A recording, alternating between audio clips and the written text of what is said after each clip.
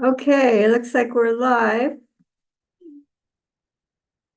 So um, this is Sutta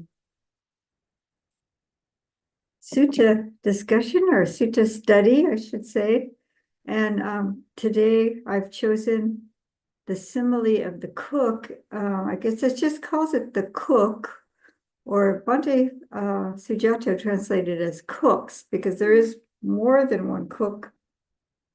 Uh, there's more than one cook in the sutta, and but it is a simile, and it's in the Satipatthana Samyutta. So it's in the connected discourses, and it's in the connected discourses on the foundations of mindfulness or the establishments of mindfulness.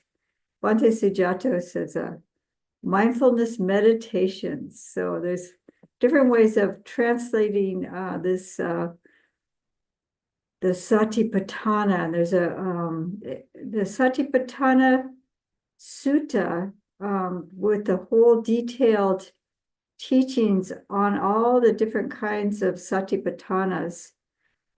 It's in the middle length discourses, number 10, MN 10. It's also in the Digha Nikaya, and that's number 22. So that's the full explanation of, or enough of the explanation. And then there's commentaries on the various methods that are presented. So there's 4 establishments or foundations or mindfulness meditations. And these will appear, they'll just be mentioned in the sutta. So there's an assumption that we understand what the Buddha is talking about. And so there's mindfulness of the body or in the body or an aspect of the body, depending on how the translator, and it can be all of that actually. Mindfulness of the body or in the body or an aspect of the body or of feelings, and which is pleasant feeling, unpleasant feeling, or neutral feeling.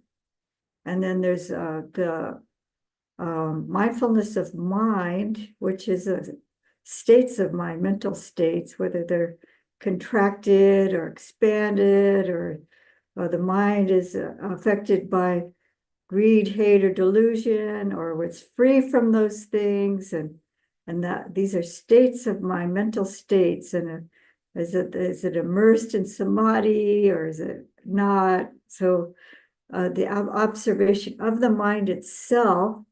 And then the last one is mental phenomena, is how Bhante Bodhi translates it. Mental, I guess phenomena, it's dhammas, it's with a small d. And so this includes the hindrances, the aggregates, and the sense bases, but also the enlightenment factors. So it's like these qualities of mind. So that's the 4. So I just wanted to explain that a little bit in case people aren't familiar with this. I don't know who may be listening later to the recording, but there's a lot online. You should investigate for yourself. The 4 is mostly it's establishments of mindfulness or foundations of mindfulness. 4 that's and then mindfulness meditations is fun. If you're a fan of Bhante Sujato and you go to Sutta Central, that's what you'll find. But you'll also find Bhikkhu Bodhi's translation. So I'll start with the sutta now. And I have both Bhante Sujato's and I have Bhikkhu Bodhi's, Bhante Bodhi's translation. So it's, if you're going to look it up, it's SN 47.8. So 47 is the Satipatthana Samyutta. and it's number 8 in this Satipatthana Samyutta, and it's the cook. And I'm going to start reading Bhante Bodhi's translation. And Bhante Sujato has, if you are a fan of Sutta Central and you are interested in Pali, you can get the Pali and the English side by side if you're an English speaker. I don't know if there's a Spanish, if it has a Spanish side by side, but there you can get a Spanish translation for a lot of the suttas also on Sutta Central. In other languages, there's a long list of languages. But I've looked at the Spanish translation. It's a little archaic at times, so it's hard for me to understand because I have limited Spanish, and then it's archaic Spanish. Some of it's older fashioned, because it's translating in older fashioned English sometimes. So we'll start with the English here, and I'll say a few Pali words because sometimes that's helpful. So this is the incompetent cook. It's the first thing that's being discussed here. And the Lord Buddha, we're assuming he's speaking. If it doesn't say another mendicant or monastic, or sometimes it's a lay person speaking, two monastics.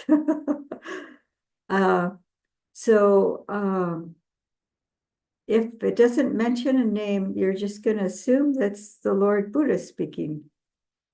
So he addresses the bhikkhus, but you also might assume that he's addressing an audience, including bhikkhunis and lay followers. So it starts out, bhikkhus, suppose a foolish, incompetent, unskillful cook were to present a king or a royal minister with various kinds of curries, sour, bitter, pungent, sweet, sharp, mild, salty, and bland. That foolish, incompetent, unskillful cook does not pick up the sign of his own master's preference. Today, this curry pleased my master, or he reached for this curry, or he took a lot of that one, or he spoke in praise of this one, or the sour one pleased my master, or he reached for the sour one, or he took a lot of the sour one, or he spoke in praise of the sour one, or the bitter one, or the pungent one, or the sweet curry, or the sharp curry, or the mild curry, or the salty curry, or the bland curry pleased my master, or he spoke in praise of the bland one. So this cook has prepared a lot of different kinds of curries and presented it to the king, his master. And usually is like rice to go along with the curries. So he'll be putting the curry on top of the rice. And maybe it's a lot of small bowls of curry. And so he's taking a lot of one kind and maybe not taking another kind.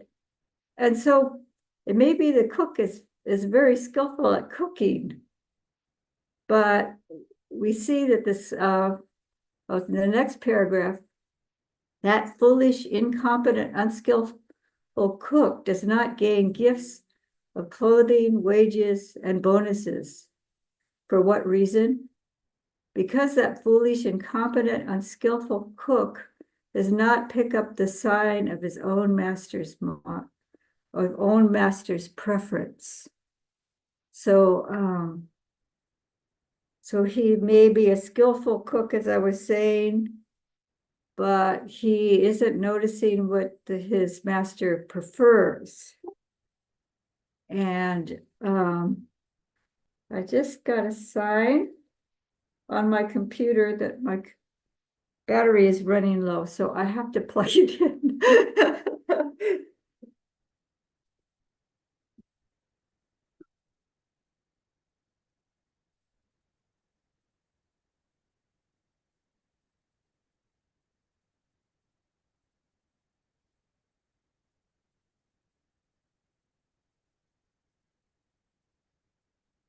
So here, I just attended to the sign on my computer, so hopefully the computer won't die on me. So there is an example of being attentive.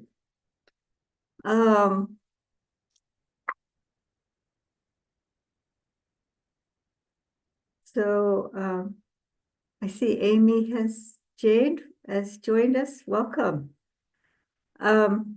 So we were talking about the incompetent cook not paying attention to the sign of that the signals. This is Bhante Sujato says today. Let's see if I got into the wrong.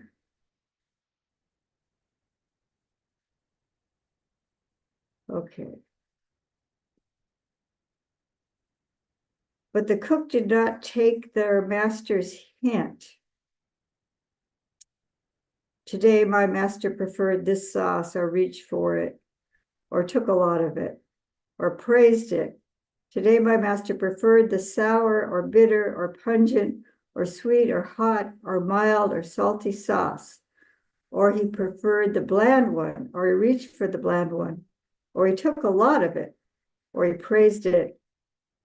That foolish, incompetent, unskillful cook doesn't get presented with clothes, wages, or bonuses. Why is that? Because they don't take their master's hint. So this is another translation. There's a nimitta, and a nimitta is usually translated as sign, and a lot of meditation circles that means something, the nimitta. So that's often translated, people think of it as a bright light that might appear in our meditation, and that's a sign that we're about to enter into jhana. But in this case, it does say the translation, the Pali of nimitta, is mark, sign, symbol, indication.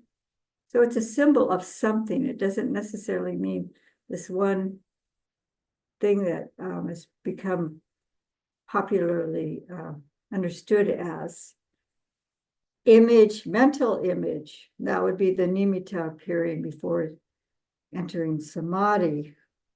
Mental representation, sign, omen, and it says cause, reason, foundation, meditation, object, theme of contemplation. The next one, sexual organ. So that would indicate the gender, supposedly. Then hint, suggestion, or clue is the last one in the list of the definitions of nimitta. And so this is why Bhante Sujato is using that. And I can see it can be a very subtle thing that's appearing. Maybe it's quite blatant. The king is reaching for this and praising it and everything, and the cook is not getting it. He's not understanding that this is his preference. So maybe he brings out a whole bunch of stuff that the king isn't interested in, and not enough of what the king would like to eat. So he doesn't get rewarded.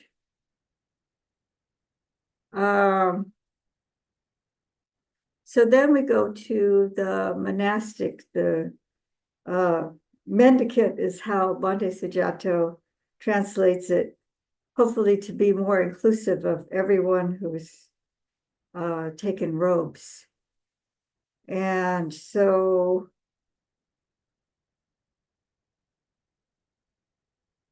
the incompetent, foolish, unskillful bhikkhu dwells contemplating the body, in the body, ardent, clearly comprehending, mindful, having removed covetousness and displeasure in regards to the world, while he or she or they dwell contemplating the body, in the body, the mind does not become concentrated, does not enter samadhi.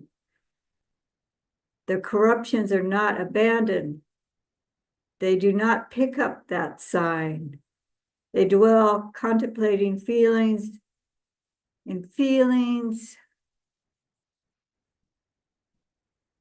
Lost the place here on the thing. Feelings, because mind and mind, phenomena, ardent, clearly comprehending, mindful, having removed covetous and displeasure in regards to the world while they dwell contemplating phenomena, their mind does not become immersed in samadhi. I don't want to use the word concentrated. The corruptions are not abandoned. They do not pick up that sign. This is how Bhante Bodhi has translated it. So I'm going to read this translation by Bhante Sujato. Sometimes if we look at two together, then it helps with the understanding, because as I keep saying, Pali is multifaceted, just like English. In different contexts, it has different meanings, but also because this language of Pali is designed actually to address the workings of the mind more than English at a deeper level, or it's come to be understood and used to try to convey different nuances that aren't in the English. So often the one word in English can't describe what the Pali is describing. So in the same way, a foolish, incompetent, unskillful mendicant meditates by observing an aspect of the body, keen, aware, and mindful, rid of covetousness, and displeasure. So it sounds like they're pretty competent, actually, if they're it's just like the cook was maybe an excellent cook. And maybe this mendicant has gotten to a certain point in their meditation progress, and they're mindful in all their activities. They're in the present moment, and they're doing the skillfully the meditation to a certain point. They're keen, aware, and it says that they're rid of covetousness and displeasure for the world, so that worldly pleasures, but maybe there's still other subtle things going on. As they meditate, observing an aspect of the body, their mind doesn't enter immersion, and their corruptions aren't given up. So this is a thing too, because you can get to a certain point, but if you still have the more, it sounds like rid of covetousness and displeasure for the world, maybe this is like temporarily during the meditation, and it isn't complete, or to a certain extent they've given up worldly pleasures, but they're still clinging there. They haven't completely given up all the defilements. All their corruptions aren't given up. But they don't take the hint. So this is, I said, nimitta again as a sign, and he's, one of the translations is hint or suggestion or clue. So maybe something very subtle is going on with the mind, that they're not attentive to the mind, they're not responsive to the mind, they're not, there's this kind of feedback, getting that, like what is helpful, what is harmful, what do I need to nourish?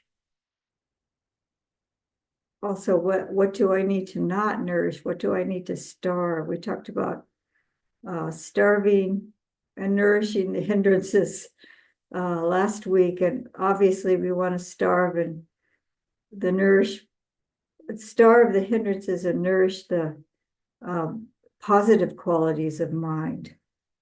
So there's a nimitta, which I said is sign or hint, is how they're translating the two translations here. And there's this uganhati, which is the verb, and it's translated as picking up by Bhante Bodhi, and it's not taking. So pick up, take, accept. That I noticed there's also grasps, learns, understands, comprehends. So like picking up, like understanding that that aspect of taking it in. So being very attentive and learning, observing what is going on. So they're not doing that. Maybe they're just kind of like rotely going through these exercises. They've gone through the whole Satipatthana and one by one, and the mind is just kind of dull because it's just kind of gotten more of a routine, and they've gotten to a certain point in their practice, and they're free of certain types of desire and aversion, but they're still not completely free, and they're not able to enter samadhi. So now we're going to the competent cook, the second part, second simile. Suppose bhikkhus, a wise, competent, skillful cook, were to present a king or a royal minister with various kinds of curries, sour, bitter, pungent, sweet, sharp, etc. And the wise, competent cook, skillful cook picks up the sign of his own master's preference. Today, this curry pleased my master, or he spoke in praise of the bland one, and so on. There's ellipsis there. So this cook is skillful. It's kusala, actually, is the word. There's kusala and akusala. So this kusala is skillful in being able to observe, not only to do a good job cooking, but what is it that is pleasing? And this is another interesting thing about there's nourishing. We nourish the mind and we nourish the wholesome qualities, but also what is bringing up joy in the mind? What is bringing up this pleasant abiding, this peacefulness, this what is nourishing that aspect? Not just, we could cook something that's very nourishing, but it's like unpleasant to eat. So we don't want to do that with our meditation.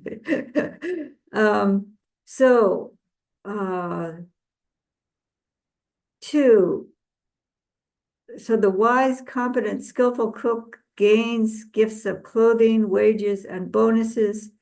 For what reason? Because that wise, competent, skillful cook picks up the sign of his own master's preference. So too, bhikkhus, here some wise, competent, skillful bhikkhu, bhikkhuni, upasaka, upasika, all those who are practitioners, dwell contemplating the body, in the body, ardent, clearly comprehending, mindful, having removed covetousness and displeasure in regards to the world. While they dwell contemplating the body, in the body, the mind becomes concentrated or enters samadhi. The mind is free. Corruptions are abandoned. They pick up the sign. Because they picked up the sign, they dwell contemplating feelings and feelings, mind and mind, phenomena and phenomena, ardent, clearly comprehending, mindful, having removed covetousness and displeasure in regards to the world, while they dwell contemplating phenomena and phenomena, the mind enters samadhi, becomes concentrated. His corruptions or their corruptions are abandoned, and they pick up that sign. The wise, competent, skillful bhikkhu gains pleasant dwellings in this very life and gains mindfulness and clear comprehension. For what reason? Because bhikkhus, that wise, competent, skillful bhikkhu, picks up the sign of their own mind. So this is being attentive and responsive. This is just noticing these feedback loops going on. So I'm going to skip to the part about I'm going to skip over the cook, because the competent cook notices what the master is reaching for, and that cook took the master's hint, is how Bhante Sujato translates it. Today, my master preferred this sauce, and so on, and took a lot of a certain kind of sauce, and that astute, competent, skillful cook gets presented with clothes, wages, and bonuses because they took their master's hint. I'm getting used to the idea of the hint because it's like more subtle. I mean, it could be blatant. It could be, I'm really trying this kind of meditation over and over again, and I'm just falling asleep and it's just not working, or my mind is just getting agitated. And so it could be a kind of a subtle thing too, where it's just I'm not making any progress. Maybe I've gotten to a certain point, and I think that's what they're talking about here. Because they are, it does say to a certain extent, that the incompetent monastic has abandoned covetous grief for the world and is clearly comprehending and ardent and all this, but they're not entering samadhi. So they're not abandoning, they're not destroying the corruptions. So in the same way, the competent, skillful mendicant meditates by observing an aspect of the body, keen, aware, and mindful, rid of covetous and displeasure for the world. As they meditate, observing an aspect of the body, their mind enters immersion and their corruptions are given up. They take the hint. They meditate observing an aspect of feeling, an aspect of mind, principles, keen, aware, mindful, rid of covetousness and displeasure for the world. As they meditate observing an aspect of principles, their mind enters immersion and their corruptions are given up. They take the hint. So this is interesting. It's like, it's in past tense. I don't know. It doesn't look like it's past tense to me, but I could be wrong. I'm not a Pali scholar. That astute, competent, skillful mendicant gets blissful meditations in this very life, and they get mindfulness and situational awareness. Why is that? Because they take their mind's hint. So that is the sutta. And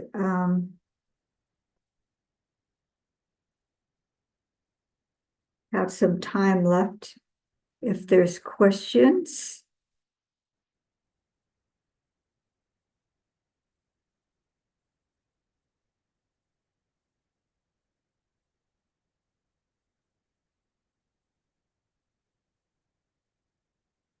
could either put the questions in the chat or you could put a virtual hand up if you like.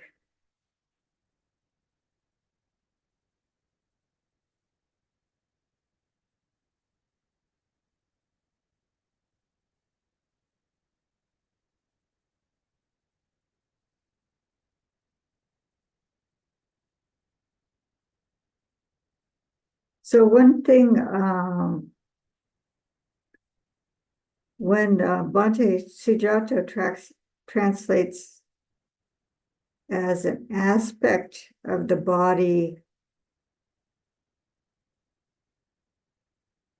as opposed to the body in the body, it's because there's various practices in the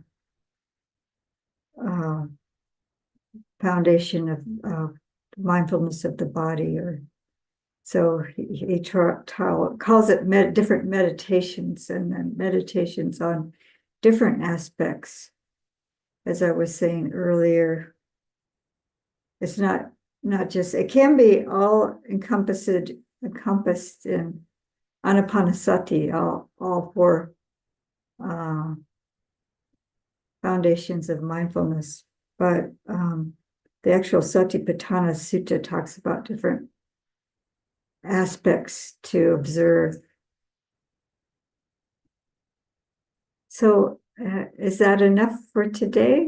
There's no questions?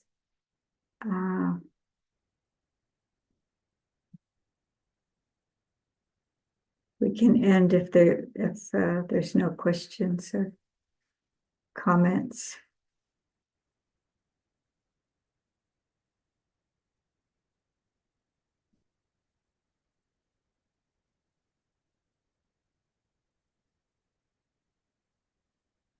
So thank you so much for your kind attention. I hope this is helpful in your practice, and that you can attend well to our minds and notice what's feeding. Oh, I see. Remo has a, please go ahead. Just wanted to thank you, Aya. Thank you so much. You're welcome. Very welcome.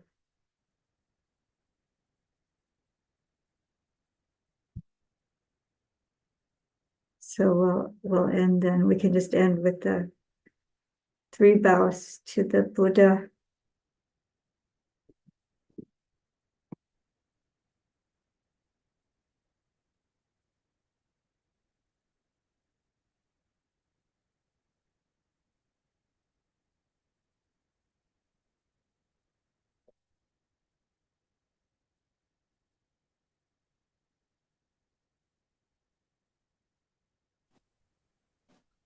Thank you, Aya. Oh, you're very welcome.